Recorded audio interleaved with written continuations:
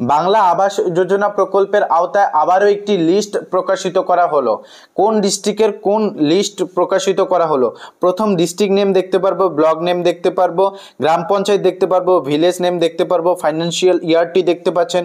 এর পাশাপাশি যে উপভোক্তার নামে বাড়িটি এসেছে সেই উপভোক্তার নাম এবং রেফারেন্স আইডি দেওয়া হয়েছে এবং সেই উপভোক্তার বাবা বা স্বামীর নাম দেওয়া থাকবে। নেম অ্যাজ পার আধার দেখতে পাচ্ছেন, name as per bank account অনুযায়ী নামটা দেওয়া রয়েছে।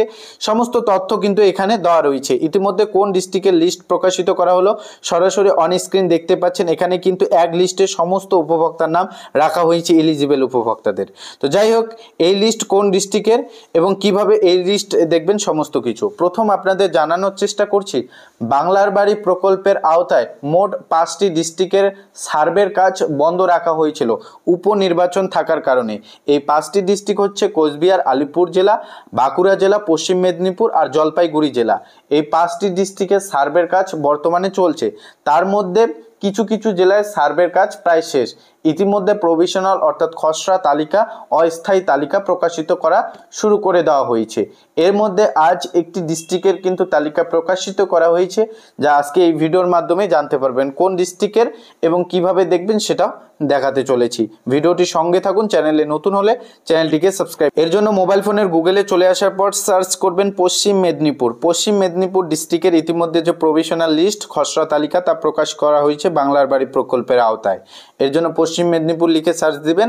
পশ্চিম মেদিনীপুর .gov.in এর অফিসিয়াল ওয়েবসাইটটি দেখতে পারবেন। এর উপর ক্লিক করবেন, পশ্চিম মেদিনীপুর ডিস্ট্রিক্টের অফিসিয়াল ওয়েবসাইটটিতে ভিজিট করতে পারবেন। এখানে দেখতে পারবেন শর্ট ফর্মে প্রথমেই লেখা রয়েছে প্রভিশনাল লিস্ট অফ SRH24। এখানে আপনাকে ক্লিক করে নিতে হবে। এর উপর যখনই আপনারা ক্লিক করবেন একটু নিচে স্ক্রল করলেই দেখতে পারবেন প্রথমেই লেখা রয়েছে গ্রামীণ আবাস যোজনার নিরীক্ষণ 2024 তালিকা অস্থায়ী। এটি কিন্তু অস্থায়ী তালিকা। এরপর কিন্তু চূড়ান্ত তালিকা খুব শীঘ্রই প্রকাশিত করা হবে, কেননা গ্রাম সভা অনুমোদন দেবে, ব্লক লেভেল অনুমোদন দেবে, জেলা স্তর অনুমোদন দেওয়ার পর আপনাদের কিন্তু ফাইনাল তালিকা প্রকাশিত করা হবে। এরপর ব্যাংকে টাকা আসবে। যাই হোক, প্রথমেই লিস্টটা দেখতে পারবেন ইলিজিবল যারা যোগ্য রয়েছেন আন্ডার ডেটা সোর্স আওয়াজ প্লাস সেংশন।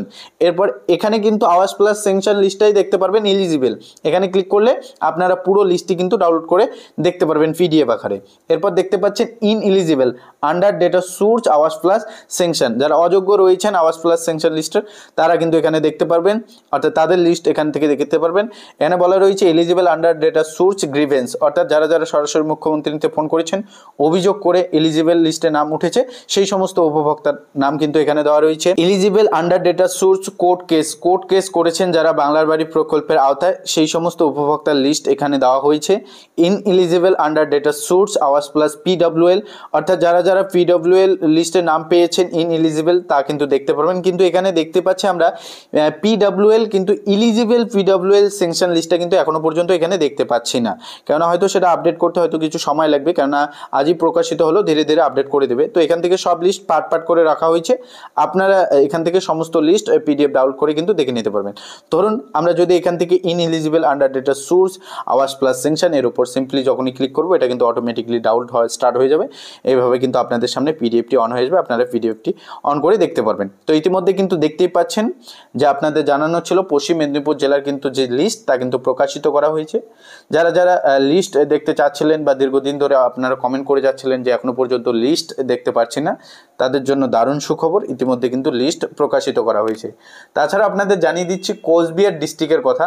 ইতিমধ্যে কোচবিহার ডিস্ট্রিক্টে কিন্তু সার্ভের কাজ প্রায় শেষ, 5 তারিখ থেকে শেষ হয়ে গিয়েছে এবং সেই ডিস্ট্রিক্টের কিন্তু ইতিমধ্যে তালিকা প্রকাশের প্রসিডিওরও শুরু হয়ে গিয়েছে। যখনই তালিকা প্রকাশ হবে আপনাদের আপডেট জানাবো। এই 5টি ডিস্ট্রিক্টের মধ্যে আপনি যদি হয়ে থাকেন কোন ডিস্ট্রিক্ট থেকে সেটা আপনি কমেন্ট বক্সে জানাবেন। আপনার ডিস্ট্রিক্টে লিস্ট প্রকাশিত হলে আমরা অবশ্যই আপনাদের আপডেট জানানোর চেষ্টা করব। দেখা হচ্ছে খুব শীঘ্রই আরও একটি নতুন ভিডিও।